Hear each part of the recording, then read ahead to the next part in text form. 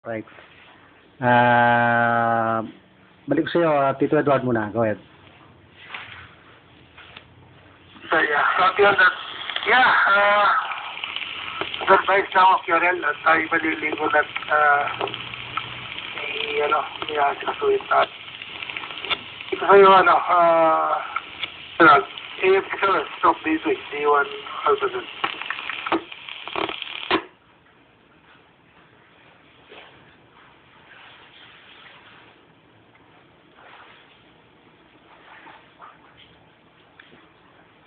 D1 Alpha Set, DV3S yan. Exercise, D1A. Ayos yung repeater. Congratulations, ganda ng repeater. So, alam po na-trick ko na ito ng Edward ng ng rubber duck sa somewhere in Quezon City yata. Pero kundi rubber duck, baka mobile antenna siguro na-trick ko na. Pero na-try ko mamaya, mag-rubber duck ako, pupunta ako ng mamaya Caloocan i-test natin kung matitrick natin yan ng nandun sa malayo. So ganda ang matrick ng rubber duck, di ba?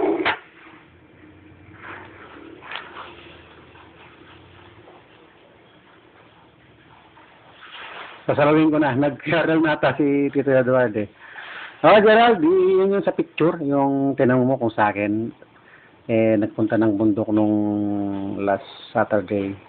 So, ayun, nakiangkas kay Tito Edward. Hi. At umakyat nga kami sa bundok. Talagang bundok pala yun. Mataas. Pag GPS nga ako nakuha yung mga information sa GPS dun Ayun din palang repeater ng UST nandun. Hindi yung ham radio, yung distant education ng UST, yung nagtuturo nasa UST Manila, tapos yung nakikinig nasa bundok yung mga kapatid nating taga roon. Go ahead, Gerald. Okay. Ayos na ayos Pero ganda, galing yung magka-setup nila. Kala ko yun yung antena mo sa Pampanga kaya tinanong kita. Pero galing, barrel loop lang yung gamit nilang antena. Usually, pagka pang repeater talaga, barrel loop, magandang pan-receive Pero kung mataas naman yung location, napakaganda, 4-stop dipole lang to. Ganda, Kaya bale yung sa taas niyan yung receive, yung transmit nasa baba, yung X510 na tayo, ang diamond. Kaya ganun. Meron ding U dun U. Go ahead. Roger. Yung nasa baba usually yan ang transmit yung sa taas ang receive niyan. Pagka repeater usually ganyan ang setup talaga. Minsan naman pagka kasi pagka magkatapat parang magmamanok Pero nasa naman din, nasa repeater system din kasi kung gaano yung sensitive yung receive ng isang transmitter. Pero ayos naman. Maganda yung tayo sa yung din kaya Edgar, yung repeater din ng DX1 ARM hanggang ngayon tumatakbo pa, maganda rin titig ko na rubber duck dito sa Tondo over 8.5 BYN simplex D1 AFSAT DV3 and may break sandali po breaker. KSL yung minsan nga sa Pampanga lakas din yung DX1 ARM doon, yung VHF yung 44.88, di ba? Ipulit muna natin yung old man, go ahead. This DV3 SJM, si Edgar, stock DU1 nasa Makati with the DU1 Alpha Set, si Gerald nasa Tondo. Go ahead, call sign. DV3 SJM with the D1 Alpha Zulu, 4.1 BYN. Magandang umaga, Edward. Naku, puno-puno ka dito. Naka-simplex ako. Alam ko, naka-repeater kayong dalawa At maganda umaga dyan sa Mexico. At si Gerald, narinig ko kanina doon sa kausap si Ali. Nag-QSY dito, so sumunod ako. So, kumusta ang dating ko dyan, Edgar? DV3 SJM with D1AZ 4.1 BYN on simplex. 4F1 Bravo Yankee Mike ba o November? DB3S yan. 5-9, walang problema. Magkatabi lang ata tayo. Dito ka sa Makati ngayon, sa may, sa may anak ko. Nag-aaral. So, sinasamahan namin dito.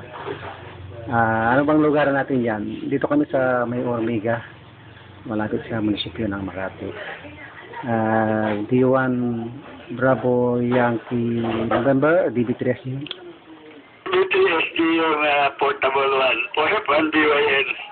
Bravo Yankee November Edgar. At yung mga kausap mo nga si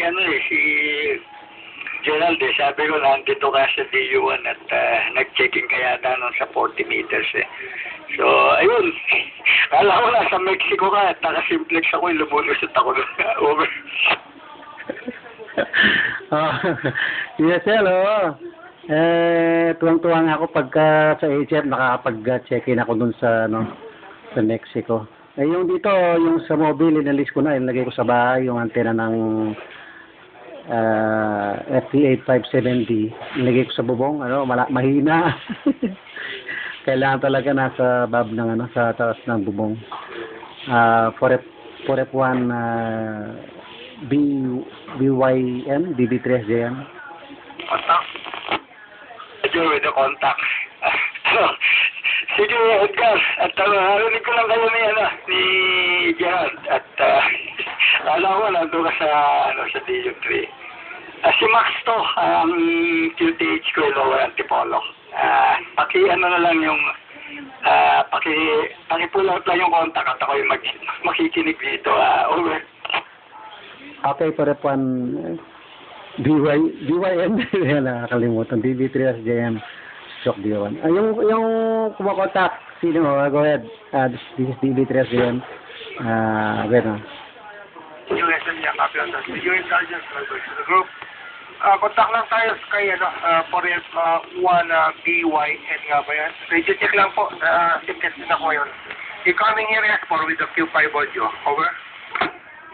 Sino po sila si AF6OS ba to si Edward? Kanina ko, naka-simplex kayo 5x9 kayo dito. Alam ko, police scale pa dito sa sa radio cover. Maraming salamat po. Yeah, Edward ang pangalan. Alpha Foxtrot number 6 Oscar Sierra stroke U3. Yeah, naka-simplex po ako ngayon. Go ahead. Police scale ko kayo dito ang ko dito, mataas sa metro ko 60 dB. So, wala akong problema, simplex. By the way, ang pangalan ko si Max, Mike Alpha X-ray lower antipolo. Meron din po akong US call sign, Alpha Charlie 5 Papa Yankee, over.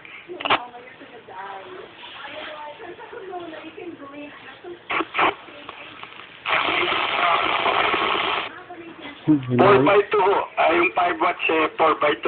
Nako, Edward, mukhang maganda antena mo dyan exact location sa DU3. Over. Nandito tayo sa San Fernando, Pampanga. USN. Alpha Charlie Papa Yankee. AF6OS, Doc Lee. Kailan po kayo bumalik dito sa Pilipinas? Ako po talaga dito. Edward. Sa Pilipino talaga ako at nakakuha ko yun nung kumuha ko ng BEC. Ayun ang ginagamit ko pag nandun ako sa Amerika at doon ako nakatira sa bahay ng anak ko sa Texas. Kaya Area 5 ho, Alpha Charlie 5, Papa Yankee. Doon kami sa Killeen, Texas, over. Likewise, this side, dito tayo sa Amerika. Ulit director coordinator ng Ayan Arnold. Babalik na rin tayo sa April. Yun lang po. Maraming salamat. Working on ko dito is Kenwood TMB 7. TMB 7 nga ba? The dual bus and 11 elements. Saka tutok po tayo sa orientation natin is southeast 30 degrees cutting. Nasa 21 po. Yeah, 21. At ang gamit ko naman ho dito ay 2100 at ang two-element na barrel of antenna. Kaya lang nakabino ko sa south eh. Maliho yung beaming ko at nakapix ito, hindi ko naka-offset to ito sa south kaya Alpha Pac 6 Oscar Sierra stroke DU3 4F1 Bravo Yankee November. Over. USL, malakas na rin po yung baril niya, pakagkaroon pa tuloy sa likod, nakabit tayo sa south, kaya malaki mabuti. Ito na yung with that, maraming salamat po for your COC.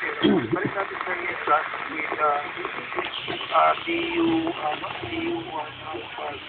Again, maraming salamat. Monitor.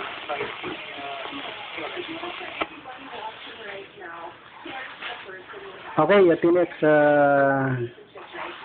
ready check kay kay 4F1 Bravo Yankee November with AF6OS stroke DU3. Balik, tingnan check muna natin si Gerald, baka nainip. Gerald, nandiyan ka ba? DV3SJ yan? Yeah, okay, well, DB3SGM Portable 3, Portable 1, DU1A. Good morning, Mano Max. Kumonitor ka pala doon sa kabila. Ayun. Dito pala to si Kuya Ed sa, sawa-sawa ngayon to sa 2 meter. Hindi mo makapag 2 meter doon sa, hindi mo makapag 2 meter doon sa UAE. Go Mano Max, para 1 BY and D1A. DU1A with the group 4F1 BYN. Oo nga, at mukhang magkabaliktad yung call sa inyo doon. Si Bravo Charlie, ikaw Charlie Bravo. Ayun nga, at nandito ako sa QRZ.com eh. Nakita ko, at saka yung mga post nyo sa yung post nyo sa Facebook. Gerald, at di ba't naikwento ko nga sa'yo na nandito si Edgar sa DU1 at narinig ko nag-check-in sa 40. Kailan ba nung magkausap tayo nung sa araw? DU1A with the group 4F1 BYN. QSL, nabanggit mo yun nung yata, 3 days ago yata yun. Okay din, Kaya, tingnan mo, tanong ko lang ko yung Ed. Kaya, tanong antena gamit mo dyan, yung G5RB? DU1A DV3SJM stroke DU1. Kaya sir, doon sa Pepsi ko, yung G5RB na binili ko, okay naman siya. Tinali ko doon sa tapat ng kapitbahay. Pag may dumadaan, tinitingnan kung ano daw yun. G5RB tapos yung Kenwood TS480 S80. Ang ganda ng pag dito, matutuwa kayong parang nasa 2 meter ka. Di ba nabanggit mo yung ganon? Ang ganda. Yun siya, wala mang kalaskas. Si Tito Max naririnig ko rin. Ikaw pa yata yung doon anong tawag doon? Balik ko sa iyo, Tito Max. Meron ka palang anak doon sa Texas. Yung kapatid ko nandun. Sa San Antonio naman pala siya. Yun nga, in-encourage ko nga mag-ham radio doon kaso busy. Minsan nga may nadaanan silang bahay, nakalagay, napakalaki ng ng nakasulat ham radio. Tapos sinabi sa akin, meron daw na silang nakita doon. Balik sa iyo, Tito Max. 4F1 Bravo Yankee November DV3 SJM. DV3SJM Port DU1 4F1 BYN. At itong siguro next month siguro aalis yung XYL at ako'y maiiwan muna dito yung papunta uli doon. Ang mga kilala ko doon na amateurista malapit doon si Alpha Delta 5 Mike Delta, si Ernie D1 Charlie Oscar, tapos si